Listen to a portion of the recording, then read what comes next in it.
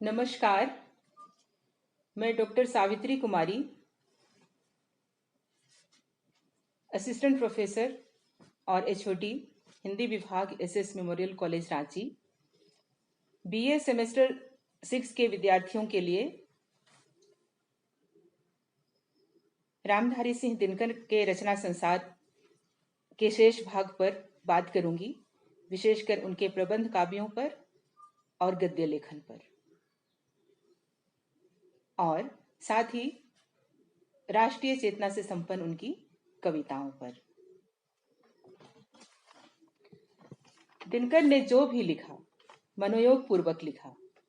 उनकी रचनाओं को पाठकों ने पसंद किया, बेहद पसंद किया। कई काव्य पंक्तियां मुहावरे के समान पाठकों के जुबान पर कायम है, जैसे जब नाश मनुष्य पर छाता है, पहले विवेक मर जाता है। शांति नहीं तब तक जब तक सुख भाग न नर का सम हो। नहीं किसी को बहुत अधिक हो, नहीं किसी को कम हो। दिनकर ने अन्याय सहने वालों को जागरूक करते हुए लिखा है, समर शेष है, नहीं पाप का भागी केवल व्याध। जो तटस्थ हैं, समय लिखेगा उनका भी अपराध। जहां तक दिनकर की कविताओं में दूसरे कवियों के साथ समानता की बात है, दिनकर बांग्ला के नजरुल इस्लाम, उर्दू और फारसी के इकबाल और जोश की कविताओं के साथ समानता रखते हैं। इन सभी की कविताओं में आग है और शक्ति है।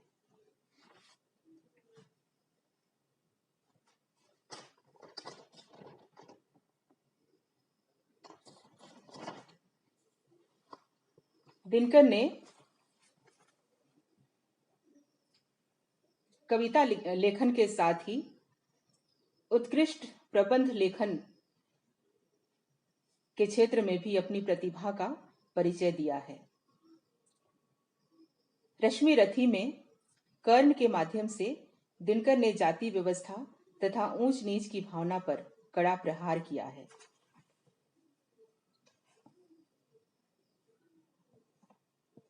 वहीं उर्वशी के द्वारा दिनकर ने अपनी काव्य प्रतिभा का सर्वोच्च शिखर दिखाया है। इस काव्य की रचना के द्वारा वे हिंदी के आधुनिक कवियों मैथिली शरण गुप्त, जयशंकर प्रसाद, निराला और पंत के साथ एक ही पंक्ति में आ गए।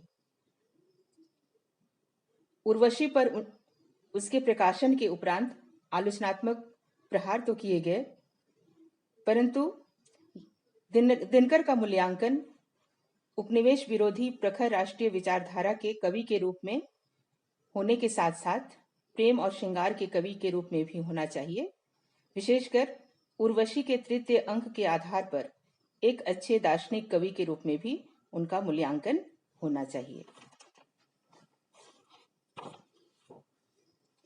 दिनकर ने महाभारत के उपेक्षित पात्र महारथी कर्ण के उज्जवल चरित्र को लेकर रश्मि रथी की रचना की है। कथानक 7 सर्गों में विभक्त है।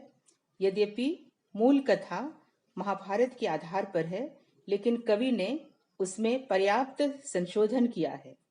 चरित्र चित्रण की दृष्टि से कुंती और कर्ण का चरित्र बहुत ही श्रेष्ठ बन पाया है। कवि ने कर्ण के माध्यम से जातिवाद का सशक्त विरोध किया है और ऐसी समाज व्यवस्था की मंगल कामना की है जो व्यक्ति के गुणों पर आधारित हो। रश्मि रथी यूं तो पौराणिक प्रबंध काव्य है, किंतु दिनकर ने अपनी कवि प्रकृति और कवि कर्म के अनुकूल ऐसे प्रसंगों की अवधारणा कर ली है जो चिंतन मनन के साथ आज की ज्वलंत समस्याओं से संपृक्त है। निश्चय ही भारतीय भाषाओं के प्रबंध काव्यों की परंपरा में रश्मि रथी विशिष्ट स्थान की अधिकारिणी रचना है। स्वतंत्रता के पश्चात दलितों की स्थिति में कोई विशेष परिवर्तन नहीं आया है। ऐसी स्थिति में दिनकर ने इस समस्या के लिए प्रमुख पात्र के रूप में कर्ण को चुना। वे स्वयं कहते हैं, इस काव्य का आरंभ मैंने 16 फरवरी सन 1950 को किया था। उस समय मुझे केवल इतना ही पता था कि यशस्वी साहित्यकार पंडित लक्ष्मी नारायण मिश्र कर्ण पर महाकाव्य लिख रहे हैं। यह युग दलितों और उपेक्षितों के उद्धार का युग है। अतः स्वाभाविक है कि राष्ट्र भारती के जागरूक कवियों का ध्यान उस चरित्र की ओर जाए जो हजारों वर्षों से हमारे सामने उपेक्षित है, जो कलंकित मानवता का प्रतीक बनकर मूक होकर खड़ा है। रश्मि रथी में स्वयं कर्ण के मुख से निकला है, मैं उनका आदर्श नहीं जो व्यथा न खोल सकेंगे, पूछेगा जग किंतु पिता का नाम न बोल सकेंगे, जिनका निखिल विश्व में कोई कहीं ना अपना होगा, मन में लिए उमंग जिन्हें चिरकाल कल्पना होगा। रश्मि रथी में दिनकर ने भाग्यवाद का भी खंडन किया है और उद्यम से विधि के अंक को उलट देने की बात कही है। विधि ने क्या लिखा भाग्य में खूब जानता हूं मैं, बाहों को पर कहीं भाग्य से बलि मानता हूं मैं। महाराज, उद्यम से विधि का अंक उलट जाता है, किस्मत का पाशा पौरुष से उलट जाता है। दिनकर ने परशुराम की प्रतीक्षा प्रबंध काव्य में अपने कवि रूप को और कवि व्यक्तित्व को सामने रखा है और असहमति का विवेक दिखाया है। सन 1962 में चीन ने भारत पर आक्रमण किया, उसमें भारत की शर्मनाक हार हुई और उस समय की नीतियों पर भी कई तरह के प्रश्न खड़े किए गए। इस पराजय ने दिनकर को आंदोलित कर डाला था और वे किसी भी हालत में तटस्थ नहीं रहना चाहते थे। अनुचित निर्वाह करना, मित्रता का अनुचित निर्वाह करना और तटस्थ रहना, ये उनके स्वभाव के विरुद्ध था। उन्होंने राष्ट्र और मित्र के बीच राष्ट्र को ही सर्वोपरि माना और राष्ट्रधन के निर्वाह में अपनी लेखनी उठा ली और उनकी लेखनी आग उगलने लगी। इसी का परिणाम है परशुराम की प्रतीक्षा।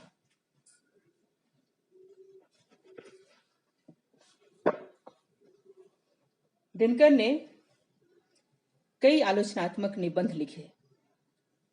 आलोचनात्मक निबंध में दिनकर के आलोचक एवं साहित्य चिंतक रूप का परिचय मिलता है। जिस प्रकार माखनलाल चतुर्वेदी, प्रसाद पंत, महादेवी निराला का गद्य संपन्न, प्रौढ़ तथा विचारपूर्ण है, उसी प्रकार दिनकर ने भी सच्चे समालोचक की सुंदर आत्मा प्राप्त की है। उन्होंने हिंदी काव्य आलोचन के स्तर को बहुत ऊंचा उठाया है।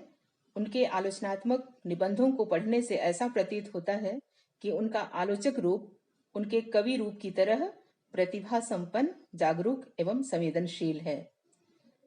आलोचनात्मक निबंध संग्रह है मिट्टी की ओर, काव्य की भूमिका, प्रसाद पंत प्रसाद और मैथिली शरण, शुद्ध कविता की खोज, साहित्यमुखी और अर्धनारीश्वर।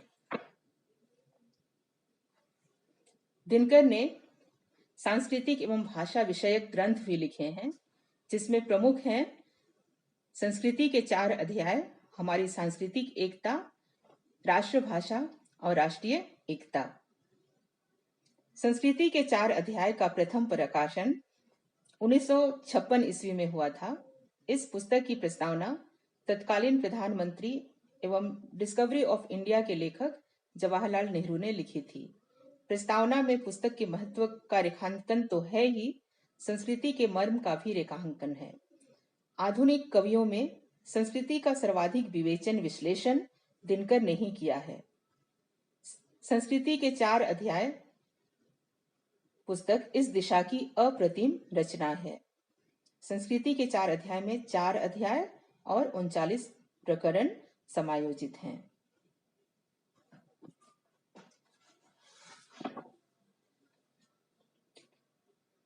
ठीक।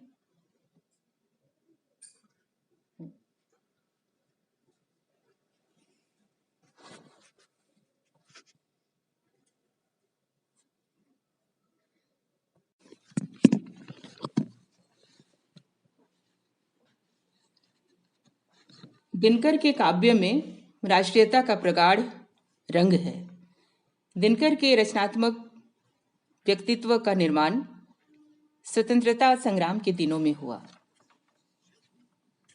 चक्रवाल की भूमिका में दिनकर ने स्वीकार किया है, राष्ट्रीयता मेरे भीतर, व्यक्तित्व के भीतर से नहीं जन्मी, उसने बाहर से आकर मुझे आक्रांत किया।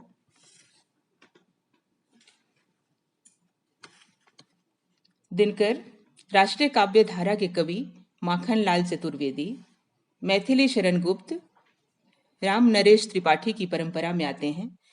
दिनकर का प्रथम काव्य संग्रह विजय संदेश है। पुस्तक के मुख्य पृष्ठ पर वंदे मातरम के साथ यह छंद है, वारदोली आदर्श खड़ा है, एक अनेकों से हो लो, सत्याग्रह स्वाधीन करेगा, जन्मभूमि की जय बोलो। सत्याग्रह स्वाधीन करेगा, जन्मभूमि की जय बोलो। अपने पहले काव्य संग्रह से ही वे राष्ट्रीय काव्य धारा के कवि साबित हो रहे हैं। पहली कविता मातृवंदना की पंक्ति है, जो इसी काव्य संग्रह की पहली कविता है। जय जय जन्मभूमि महान। दिनकर ने 1942 ईस्वी के भारत छोड़ो आंदोलन के दमन के पश्चात भारतीयों में निराशा को दूर करने और जनमानस में नई उम्मीदें जगाने के लिए लिखा। वह प्रदीप जो दिख रहा है, झिलमिल दूर नहीं है, थक कर बैठ गए क्या भाई, मंजिल दूर नहीं है, आकर इतना पास फिरे वह सच्चा शोर नहीं है। सन 1933 ईस्वी में दिनकर ने अपनी प्रसिद्ध कविता हिमालय की रचना की। उनकी पंक्तियां हैं, रे रोक युधिष्ठिर को न यहाँ, आने दे उनको स्वर्ग धीर, पर फिरा हमें गांडीव गदा, लौटा दे अर्जुन भीम वीर, लौटा दे अर्जुन भीम वीर कहकर वे गरम पंथ को स्वीकार करने का प्रयास साफ तौर पर कर रहे हैं। हुंकार दिनकर की क्रांतिकारी रचनाओं का संग्रह है।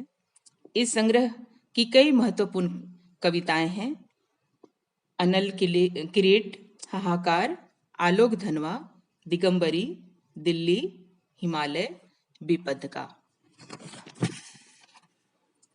राष्ट्र के प्रति समर्पण दिनकर की कविताओं में उपस्थित तो है ही, उनके निबंधों में भी इसकी पर्याप्त उपस्थिति देखी जा सकती है।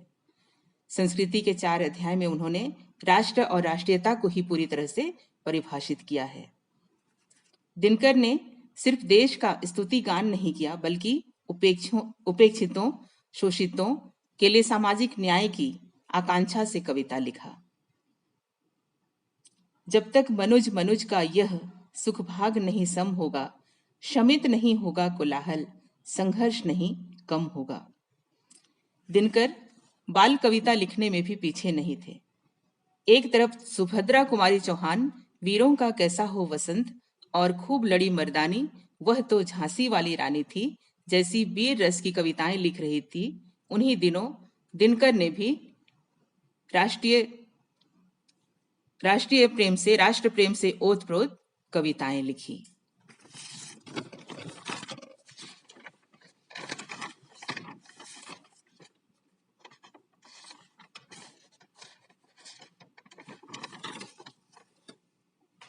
दिनकर ये स्वीकार करते हैं, उनकी स्वीकारोक्ति है, जिस तरह मैं जवानी भर इकबाल और रविंद्र के बीच झटके खाता रहा, उसी प्रकार मैं जीवन भर गांधी और मार्क्स के बीच झटके खाता रहा हूं। इसीलिए उजले को लाल से गुना करने पर जो रंग बनता है, वही रंग मेरी कविता का रंग है। मेरा विश्वास है कि अंततोगत्वा यही रंग भारतवर्ष के व्यक्तित्व का भी होगा।